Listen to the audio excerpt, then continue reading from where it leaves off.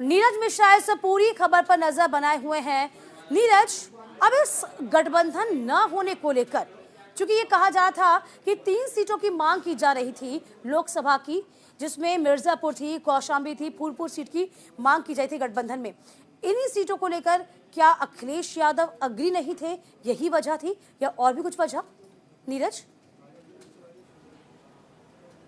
जी बिल्कुल, देखिए 2022 के चुनाव के बाद जब पल्लवी पटेल कौशाम्बी से जीती थी, उसके बाद रिश्तों में धीरे धीरे खटास आने लगी और जब राज्यसभा का चुनाव आया उसमें साफ तौर पर पल्लवी पटेल और अखिलेश यादव के बीच दूरियां दिखी। पल्लवी पटेल ने कहा कि पीडीए के प्रत्याशी नहीं उतारे गए इसलिए हम वोट नहीं करेंगे। हालांकि बाद में उन्होंने अखिलेश यादव के प्रत्याशियों को वोट किया, लेकिन तब तक बातें बहुत बिगड़ चुकी थी। और अब चूंकि 2024 का चुनाव है तो पल्लवी पटेल, जो कि अपना दल कमेरावादी की बड़ी लीडर हैं, उनकी मां उसकी अध्यक्ष हैं, अब उन्होंने साफ तौर पर कौशाम्बी, फूलपुर और मिर्जापुर, ये तीनों जगहों से अपने प्रत्याशियों की घोषणा कर दी है। मिर्जापुर चूंकि उनकी बहन खुद लड़ती है वहां से, और वहां पर जो कुर्मी बाहुल क्षेत्र है, फूलपुर है, मिर्जापुर है और कौशाम्बी से जीती भी थी, और वो भी डिप्टी सीएम को हरा के। तो अब वो अपनी पार्टी को आगे बढ़ाना चाहती हैं और अखिलेश यादव ने अब साफ कह दिया कि उनका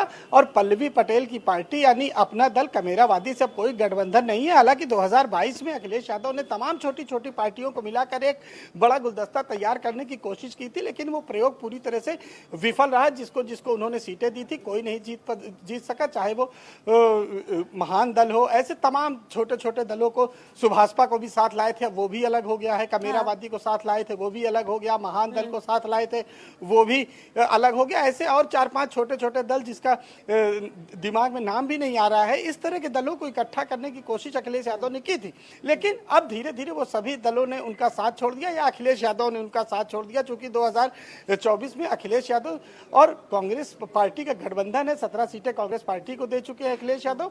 अब उसके बाद उनके पास स्थिति यह है कि उनके जो लीडर है वो कह रहे हैं कि अगर हम नहीं लड़ेंगे, चूंकि मिर्जापुर एक समय अखिलेश यादव के पास यानी समाजवादी पार्टी की सीट थी, फूलपुर भी एक समय जब अतीक अहमद वहां सांसद थे तो समाजवादी पार्टी के पास थी। तो वो अब पुरानी चीजों को देख रहे हैं कि आखिर उनके वोटर्स वहां पर हैं और अगर उनका लीडर वहां से नहीं लड़ेगा तो स्थिति और धीरे धीरे खराब होगी। तो अखिलेश यादव पूरी तरह से चाहते हैं कि जो कमेरावादी है उनसे छुटकारा मिले, रोज नए विवाद से, झंझट से मुक्ति मिले। जिस तरह राज्यसभा चुनाव में आपस में ये तो समझ में आ रहा है, वो सबने देखा। नीरज, ये तो समझ में आ रहा है कि सीटों को बंटवारे को लेकर, सीट शेयरिंग को लेकर अखिलेश यादव बहुत सजग है।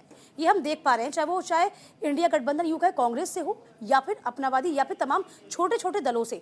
यहाँ कहीं ना कहीं क्या यूं कह सकते हैं, अखिलेश यादव अपने आप को भी समझने की, टटोलने की कोशिश कर रहे हैं कि हम कितने पानी में, यदि छोटे छोटे दल हमारा साथ ना दें तो क्या हम सक्षम हैं? क्या माने इसे हम?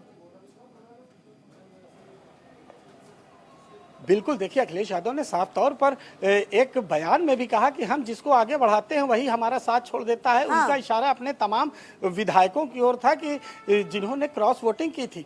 अब अखिलेश यादव समझ चुके हैं अगर उन्हें मजबूत स्थिति में 2024 में लड़ना है तो उन्हें अकेले अपनी पार्टी खड़ी करनी होगी। हालांकि इस बार उन्होंने कांग्रेस से समझौता किया, लेकिन इसके पहले भी किया था 2017 में, उसके बाद वो समझौता टूट गया।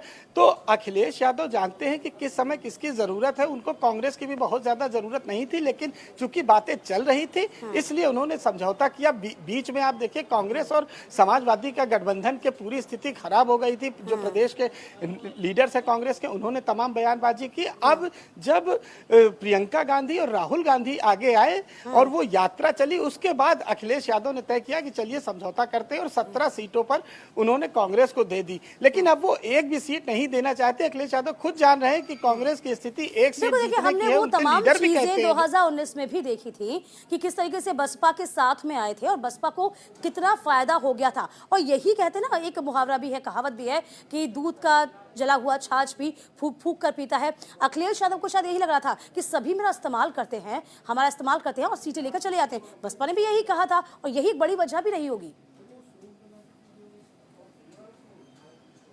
जी बिल्कुल, देखिए आपने बिल्कुल सही कहा कि दूध का जला छाछ भी फूँक-फूँक के पीता है और एक कहावत और है कि जब कोई बहुत ज़्यादा बीमार होता है तो वो तमाम डॉक्टरों को दिखाता है, तमाम दवाइयों को ट्राई करता है कि कौन-सी दवाई उसको सूट कर जाए। तो अखिलेश यादव ने हर तरह की दवाइयाँ यानी हर तरह के दलों को अपने पास बुलाया, उनके गठबंधन किया, उनको सीटें दी, लेकिन कोई सूट नहीं किया, इसलिए बार-बार उस गठबंधन को और तमाम लोगों को अलग करते हैं, जोड़ते हैं।